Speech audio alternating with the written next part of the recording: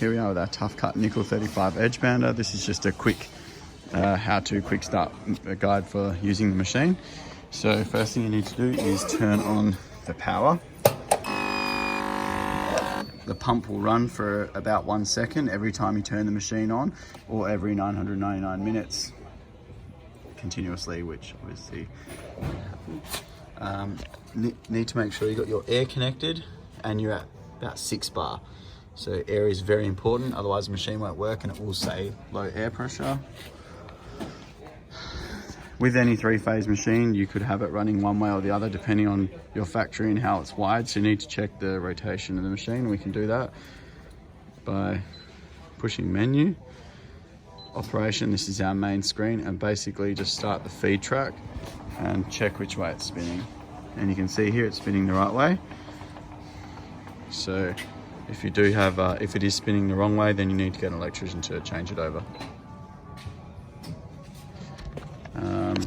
Basic menu here, you've got home, operation, parameter, which you need a password to get into, adjusting. This is to adjust the edge feeding out and the edge feeding on the back, not from the saws, but from the strip feeding. Then you've got service here. This basically just tells you, it does like a count of how long it's, 100 hours, and then it will tell you just to do some basic cleaning and servicing on the machine.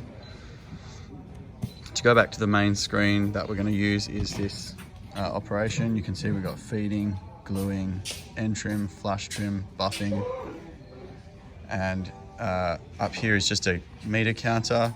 Basically tells you how many panels have gone through, so you can reset that. Got our working temp of 180, and then our current temp is 177.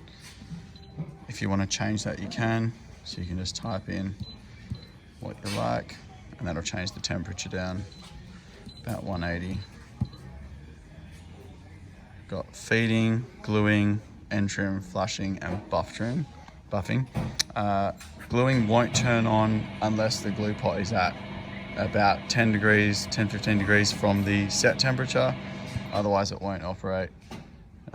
Lamp is our infrared lamp, and spray is a spray unit, so you can turn those off if you didn't want to run them.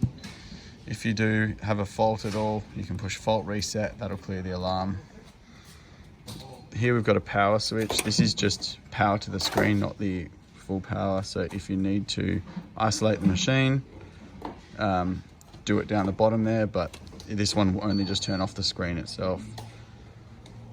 Lamp is just the lights in the back, you can see the reflection. And heater is your glue pot on and off. So that's probably the most important one. See, we've got emergency stop here as well. There's one here, and then there's one also on the back of the machine. So if they are pushed in, you just twist it and release. Same with this one here. If you do push that in, it'll come up and tell you that the emergency stop is active, and it just tells you there's one on either end where they are. So you just release it, and now that's stopped flashing, and you can push return, and we're all good to go.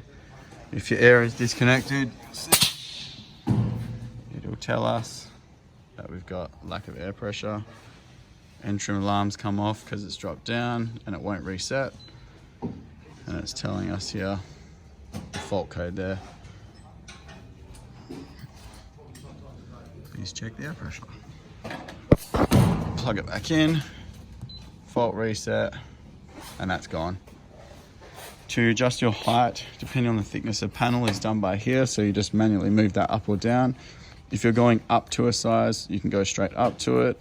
If you are coming down, then always go past the size and then come back up to it. This will give you a much more positive reading and much more accurate. No lock or anything, it just goes on there. This handle does also just sit on, so you can take it off if you find it's in your way. Extension for your outfeed. You got a lock here to lock that off, and one at the other end as well. You can see that there. And you just loosen that and tighten that wherever you need it to go. So loading your edge strip through, pretty simple. Best thing to do is lift up these two guides and this one here. These are your two strip guides. feed your edge strip through the machine.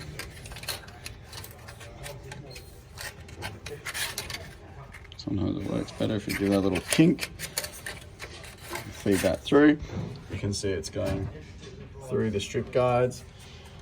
And we can see through here, it's coming through there. So we feed that through, and I normally just set it so it's coming out to the track to start. Loosen this, drop that down till it just touches the edge tape, and then lift it up about 1 mil and tighten it up. Same with this one here, drop down till it touches, lift it up just about 1 mil and tighten it up. You don't want this to be too tight. If this edge strip is too tight, then it won't feed the edging each time, you'll have issues. If it's too loose, the edging can ride up off the panel, and it will look like it hasn't trimmed correctly, but it's actually the edge tape not feeding straight. So it is important every time you load a new roll of edging that you do check that.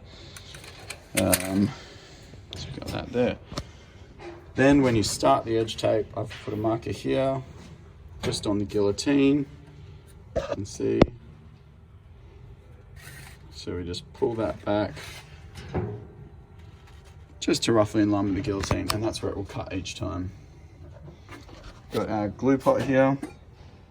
As you can see, we've got it full of glue. That's about sort of where you want to fill it. You don't want to overfill the pot, but you also don't want to get too low. It's important that you put fresh glue into the machine, and you basically just get a cup or a mug or something with some glue pellets and then pour it straight into it. The fresher you keep the glue, the better it will mix the glue up, the old glue with the fresh glue, and give you a better consistency and less burning, better bond as well. To adjust how much glue goes on the board is done by this rod here. So you basically have to adjust these two grub screws. So if we want to put more glue on the board, loosen off the 13mm nut, and you stick an Allen key just in the back there, and then turn it away from us. That'll screw it out, and then we can push this over and screw this one in. If we want to put less, then we loosen this one off and then push it across. Normally about a quarter turn at a time. Just very small movements is the best way to achieve that, and then just see if you till you get it to a good consistency. Too much glue, it becomes a bit spongy and doesn't stick well, and then not enough glue, obviously it won't stick on the panel. So that's your glue pot. Keep it clean. When you're not using the machine, turn off the heater or turn off the machine completely, and only fill it and only heat it up when you're using it. One other thing to know with the glue pot is it has an automatic standby, which is if the machine hasn't been used for about 20 minutes, it will drop this temperature down to a standby temperature, around, I think it's 110 degrees. And then basically you'll see it will not be hot enough, and your gluing roller won't turn on because it will say glue not hot enough. To reset that, just push feeding. That'll start the track, and after a few seconds, about 10 seconds or so, the temperature will then start heating back up to the set temperature of 180 degrees. And I've also got this just on the bottom explaining that. Okay, so that's your glue pot. Very important part of the machine. Make sure you keep it nice and clean. Now we've got our end trim saws here. So you've got our front trim and our rear trim on the back here. These have been set, but if you do ever need to adjust them, they're adjusted by these bolts here. So basically you've got two 13mm nuts, a lock nut, and then a second lock nut. So we loosen off this one first. You need two 13mm Allen keys. Loosen off this one, then loosen off this one here, and then you can adjust this stopper. So if we want to take off more edge tape, we want it to cut closer towards the edge tape, we would screw this in and then tighten up this one here against it, and then once we're happy, lock it up with this second nut. If we want it to leave more on, again, make sure these are loose, loosen this nut off, and again, quarter turns at a time, and then tighten this one up against it, and then tighten the lock nut when you're happy where it is. And it's exactly the same on the other side, just done from the back. These have an automatic lubrication pump, which I showed you when I first turned the machine on. So you will get a bit of oil carryover down here because it just pumps onto the rail here to keep it lubricated, and any excess will go down there. So if you see a pool of oil down there, don't be too concerned. You will get it, and it will drop on the floor as well. if you're turning the machine on and off all the time, because every time you turn that on, 1 second of pump. Top and bottom trimmer station here. So these are your flush trimmers. So we've got our top trimmer here and bottom trimmer here.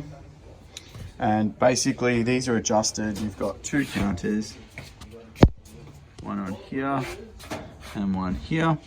So basically the higher this number here, the more radius it will put on. So for 2 mil, you set it to approximately 0020. And for 1 mil, we're setting it to about 00113 or so, and that'll give us a slight round. If we set it on 1, it'll cut more of a square and less chamfer. So that's your radius going in and out. To cut closer to the actual panel itself is adjusted by this knob here. So we loosen off this nut here, that one there, and then you adjust this knob, screwing it clockwise, so down will push the tracer up and it will cut closer into the panel. If we screw it the other way, then it will leave anti-clockwise, then basically it'll leave more material on the panel there. So it's just a small adjustment again, quarter turn, and then lock this nut up here. And on the bottom it's exactly the same, just reversed around this nut and that one there. Then we've got our flat scrapers here. So flat scrapers, you can lock these out of position if you like. Basically just turn this nut, quarter turn, and lock that down. Quarter turn, lock it up. That will disengage them, leave them out of position. So if you're running a particular color where you're worried it might scratch in or something like that, you can remove them out and it'll leave a little bit more on the panel. If you want to engage them, just pull it out, turn it 90 degrees, and that will engage them. To adjust how close it cuts is loosen this screw here and adjust this 10 mil nut underneath here. And obviously screwing it up will cut closer, screwing it down will leave more on. It is very, very fine adjustment on this. So you're looking at sort of like 1/8 turns. And just, it's a little bit tedious trying to get it in the right position and then lock it back up. Then we've got our air sprayers here, which we can use our cleaning spray for. To adjust how much spray goes on, it's like a spray gun. Basically adjust this bolt here and just turn that to go more or less. You want to keep as minimal amount on as possible, just enough so it sprays on and puts a little bit on the board. And then obviously we've got our buffs on the end there, which then just help to polish it and give it a clean and get that goop off. You will always have a little bit on there afterwards, but it gets the majority off and just gives it a good clean. To fill them up is these 2 bottles here, one for the top, one for the bottom. There is a particular cleaner you can get for it. Otherwise, most people just use ABS cleaner. It works just as good. Currently the machine will work in this at the way it is with the door open because we bypassed it, but the door normally will have to be set down to operate the machine. So now we'll run a panel, turn that on,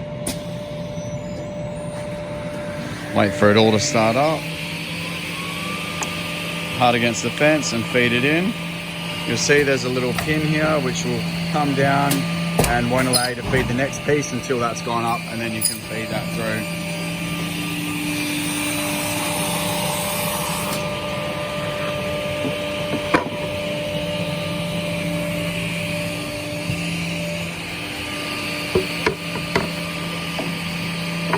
If you do hit this little guy here, it'll stop the feed track and it will just tell you incorrect panel thickness. It's just a safety. All you basically do is just push return and then hit feeding again, and that'll start the belt and away you go.